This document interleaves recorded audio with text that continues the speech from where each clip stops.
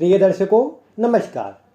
आज उपस्थित हुआ हूँ आप सभी के समक्ष स्वाति नक्षत्र में जन्मे जातक और जातिकाओं के जीवन पर इस नक्षत्र का किस तरह का प्रभाव पड़ता है, उनका जीवन किस तरह का होता है और इस नक्षत्र में जन्म लेने का क्या पॉजिटिव और क्या नेगेटिव इफ़ेक्ट उनको देखने को मिलता है, यह सब बताने के लिए जीवन में भाग्योदय का वर्ष कौन सा रहेगा जिसके बाद उन्हें सफलता मिलेगी, इन सभी की जानकारी आज मैं आपको दूंगा। तो इसीलिए आप वीडियो के साथ अंत तक जुड़े रहे, आपको बहुत ही महत्वपूर्ण जानकारी प्राप्त होंगी। अगर आपका भी नक्षत्र स्वाति है तो आप इसे ध्यानपूर्वक सुनिए, क्योंकि अंत में मैं आपको कुछ ऐसे उपाय भी बताने वाला हूँ जिसे करने से आपको जीवन में पॉजिटिविटी भी मिलेगी और सफलता की ओर भी आप आगे बढ़ पाएंगे। इसीलिए आप वीडियो को ध्यानपूर्वक अवश्य ही देखते रहिए। जैसा कि आप सभी जानते हैं कि नक्षत्र की श्रृंखला में जो स्वाति नक्षत्र होता है ये तुला राशि के अंतर्गत आता है और इसके जो स्वामी ग्रह बनते हैं वो राहु बनते हैं। तो ऐसे में देखने में आया है कि स्वाति नक्षत्र में जन्म हुआ हो तो जो राहु का मूलभूत स्वभाव है वो चंद्रमा के ऊपर होता है। जन्म काल के समय भी आपको राहु की ही महादशा चलती है, जो भी थोड़ा बचपन में स्वास्थ्य आदि पर विपरीत असर डालती देखी गई है।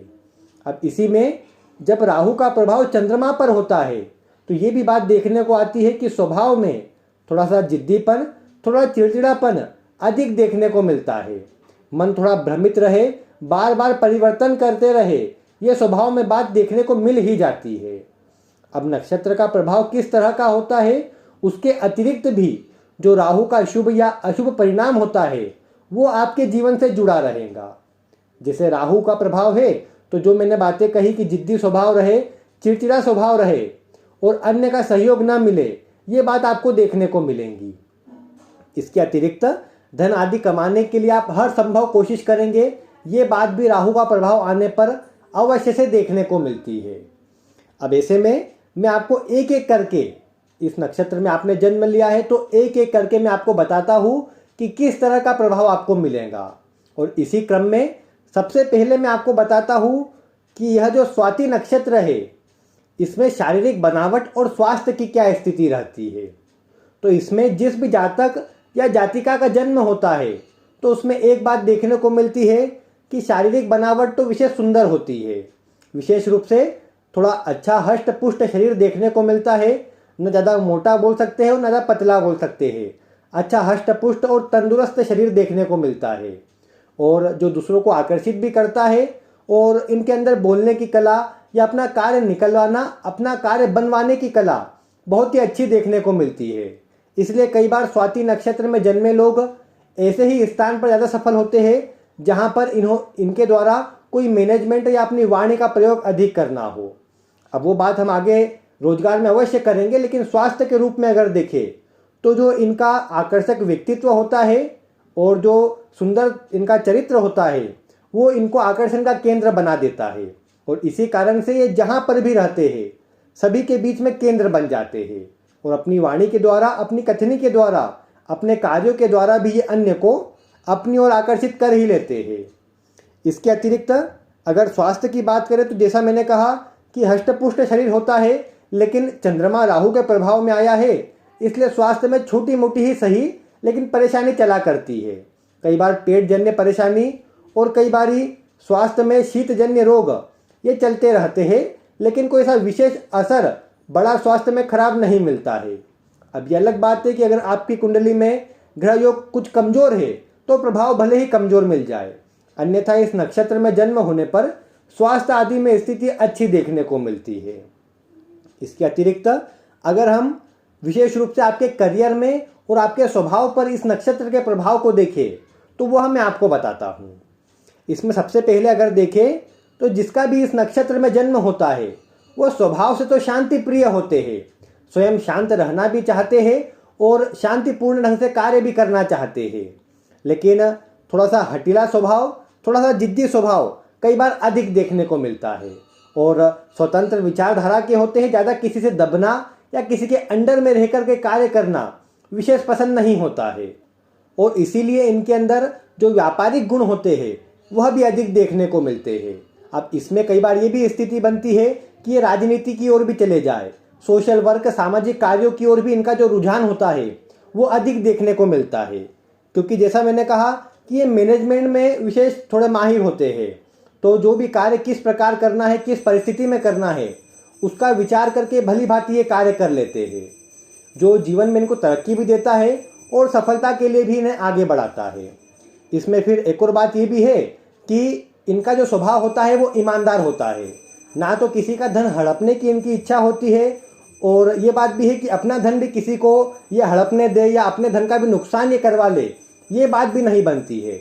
अगर दूसरों की सहायता करेंगे तो अपने परिश्रम से, अपनी मेहनत से जो सहायता कर सकते हैं वो तो अवश्य कर देंगे, लेकिन स्वयं का नुकसान उठाकर, स्वयं को परेशानी में डालकर दूसरों की सहायता ये करे, ये बात देखने को नहीं मिलती है। हाँ, लेकिन अच्छे मददगार होते हैं, दूसरों की सहायता के लिए खड़े रहते हैं और अपनी स्वतंत्र विचारधारा के कारण अन्य को ज़्यादा महत्व न देते हुए अपने विचारों की ओर ही आगे बढ़ते हैं, जो भी इनके जीवन में सफलता ही दिलाता है। लेकिन कई बार जैसा मैंने कहा कि जल्दीबाजी और हड़बड़ी के कारण परेशानी आती देखी गई है। तो ऐसे में मैं यही बोलूँगा कि इसके अंदर जो नक्षत्र में, स्वाति नक्षत्र में जो जन्म हुआ है, उसका प्रभाव तब ज़्यादा खराब हो जाता है जब चंद्रमा थोड़ा पीड़ित हो। चंद्रमा अगर शुभ अवस्था में हो तो स्वाति नक्षत्र में जन्म लेना बहुत ही शुभ होता है। नहीं तो जब चंद्रमा कमज़ोर हो जाए तो कई बार जल्दीबाजी में, हड़बड़ी में, स्वार्थ में आकर के या हठीले स्वभाव के कारण कोई भी निर्णय लेते हैं, दूसरों की बातें कम सुनते हैं और उसमें फिर परेशानी का सामना करना पड़ता है। क्योंकि चंद्रमा कमज़ोर होगा तो वो डिसीजन जो सही लेना चाहिए उसमें भी कमजोरी उत्पन्न कर देगा। तो इसीलिए आपको अपनी कुंडली के अनुसार भी इस नक्षत्र के प्रभाव को जानना चाहिए। वैसे आपका जो स्वभाव है वो तो आपके लिए अच्छा होता ही है, आप अपने दोस्तों के लिए आप सदैव तत्पर भी रहते हैं, लेकिन जो आपको नुकसान पहुंचाए, आपके कार्य की निंदा करे, आपको बुरा भला बोलने की कोशिश करे, आप उससे अपनी दुश्मनी भी उसी प्रकार निकालते हैं। और अपना जो बदला है, अपना जो एक कह सकते हैं दूसरों से एक बदला लेने की जो प्रवृत्ति होती है वो भी कई बार इस नक्षत्र में देखने को मिलती है। भले ही आप ज़्यादा कोई बड़ा नुकसान न पहुंचाने की कोशिश करें, लेकिन अपना जो अहित हुआ है उसकी आप भरपाई किसी न किसी प्रकार से करने की कोशिश अवश्य करते हैं। ये बात भी थोड़ी देखने को अवश्य मिलती है।